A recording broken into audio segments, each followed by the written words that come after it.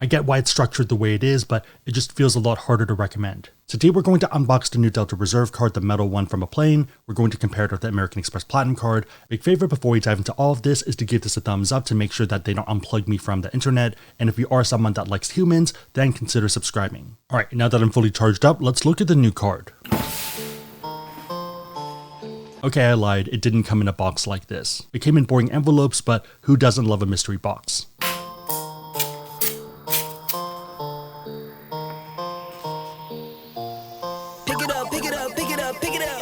You see the drippy, I'm fitted up. Hop in my car and a giddy up. Secure the bag, yeah, I get the bus. Let's weigh the cards. I'm going to do a drop test in about 5 seconds, so if you are someone that doesn't want to hear that, or if you are on headphones, maybe lower the volume or skip ahead.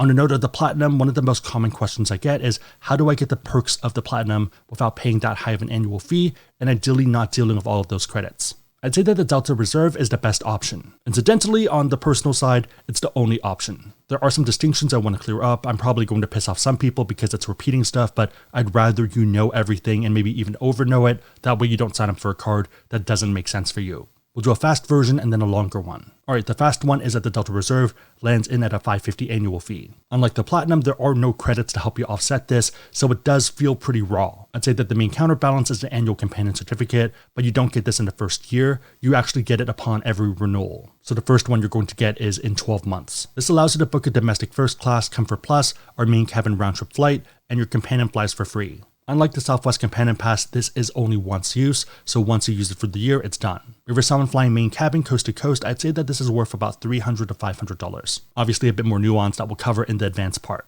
For most people, the intent is going to be to break even from that certificate, but I feel like it is a lot tougher compared to the Platinum. With the Delta Reserve, it's pretty hard to come out ahead unless you are flying Delta One. Alright, the fast version of the Platinum card is that it comes in at a pretty hefty $695 annual fee, but you do get a crap ton of credits. American Express likes to advertise over $1,500 in credits. If you remove the ones I feel like are a bit less strong or the ones that you probably aren't going to use, there's about $940 in reasonable credits. $940 minus $695 is going to be $245. That's the net value if you value the credits at 100%, and if you discount any of them, it might be a bit lower, but I do think it's a bit easier to at least break even. I'd recommend aggressively discounting the credits that you don't think you're reasonably going to use. We do have a calculator on AskSebby.com if you want to play with this yourself and make sure that the card makes sense for you. On that note, if you do want to learn about cards, whether American Express or maybe another issuer that makes more sense for you, and you want to support the channel, we do have links on the website, AskSebby.com, and down below in the description box. Alright, the longer version is that the Delta Reserve card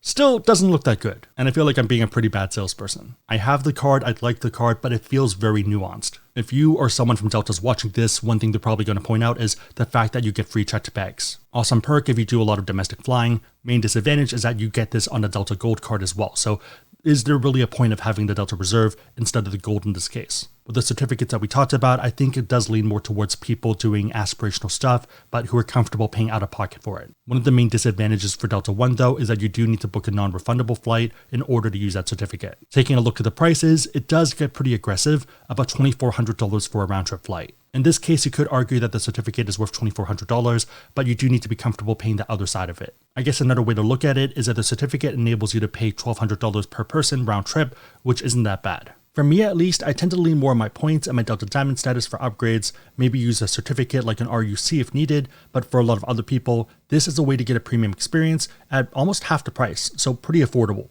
As always, your mileage may vary, so do what makes sense for you. On that note, I want to thank Harry's for sponsoring today's video. Harry's offers premium quality razors at an affordable price right to your door. I love that the premium blades are manufactured in their own factory in Germany instead of being outsourced somewhere else. It also helps that their blades give a close, comfortable, and smooth shave. If you're someone that tried Harry's before and you didn't like their handle, they did update this. The new handle has a two-tone design, has a deeper groove, and offers a better grip. The plastic in the new handle is also 50% recycled. If you're someone that has sensitive skin, their foaming shave gel is pretty solid and has ingredients like aloe. The starter set includes a 5-blade razor, weighted handle, a blade cover, and also the foaming shave gel. You can redeem your starter set for just $3 at harrys.com/AskSebby. I also love that they have a quality guarantee, so if you don't love the product, you can return it for a full refund. Again, $3 starter kit, harrys.com/AskSebby. Thank you to Harry's for sponsoring the video, and thank you to you guys as always for supporting the channel. Maybe I'm crazy, but I feel like for most people, the Delta Reserve ends up being a 1-year test, maybe a 2-year test based off the certificate. So year 1, it makes a ton of sense due to the intro bonus and the fact that you get some perks, but year 2, you need to debate whether you want to keep it. Long term, you still keep getting that certificate, but I feel like it leans more towards business owners and other people who just spend a ton. Main reason for this is that you can generate Delta status via your spend. If you're someone that flies a ton but you generally look for cheaper flights, then they do have something called an MQD waiver. So with this, if you spend $25,000 on the card, they're going to waive the MQD requirement for silver, gold, or platinum. MQDs are the dollars that you need to spend in order to get status, so this waives that requirement. You can also waive the diamond MQD requirement, but that requires $250K in spend on the card. One of the other interesting benefits is that you get status boost, so 15,000 MQMs for every $30,000 in spend in a calendar year, up to 4 times per year. Reminder that the MQMs are not redeemable, so you can't use them for flights, they're purely towards status. In theory, if you max this out, then you get 60,000 MQMs, which gets you Delta Platinum. Not too bad at all, but it depends on if you want to put the $120,000 in spend towards this card compared to something else. It can be a pretty huge opportunity cost depending on the categories. One of the interesting marginal benefits over the Platinum card is upgrade priority. With the card, you get put on the top of the list based off your status level and also the fare grouping. In effect, if you have Diamond status, it's going to put you above the other Diamond members who are not using RUCs or GUCs. If you're someone that flies off-peak, this can be pretty valuable because I have seen people who have Delta Silver status get upgraded to Delta 1 for the New York to SF flights. It doesn't happen often, but it does happen. Of the 3 heavyweight American Express cards, I would say that the Delta Reserve is the hardest to justify for normal people. As crazy as it sounds, I think the Platinum card cuts the annual fee a lot cleaner. $695 annual fee, but in contrast, about $940 in credits, and that's ignoring Clear. $200 hotel credit that works on American Express travel, $240 digital entertainment credit that works for a ton of things, including Disney+, $200 Uber Cash, which works for both rides as well as eats, $200 airline incidental credit, pretty easy to use if you know what you're doing, and $100 Saks credit, $50 per half year. To me, those are pretty easy credits to use, and even if you discounted them, let's say you valued them at 75 cents on the dollar, you're still coming out ahead.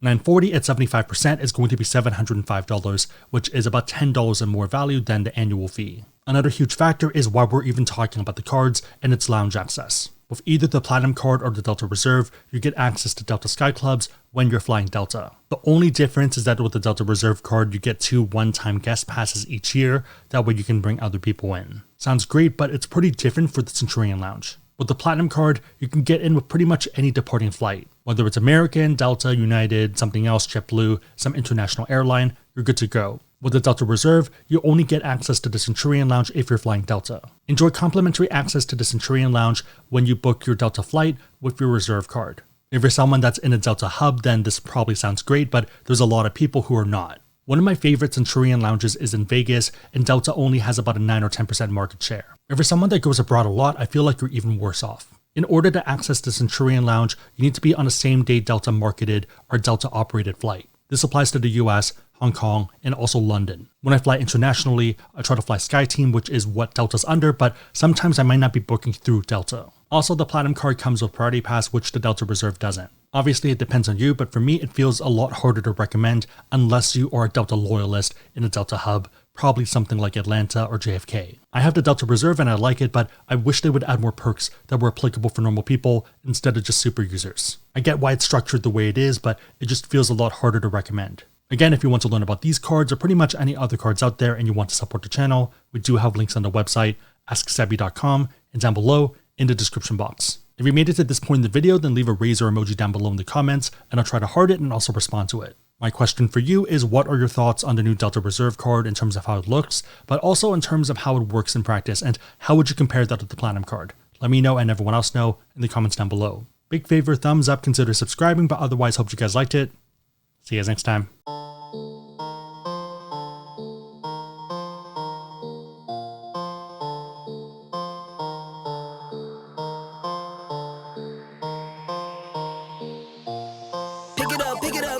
Pick it up. You see the drip, yeah, I'm fitted up.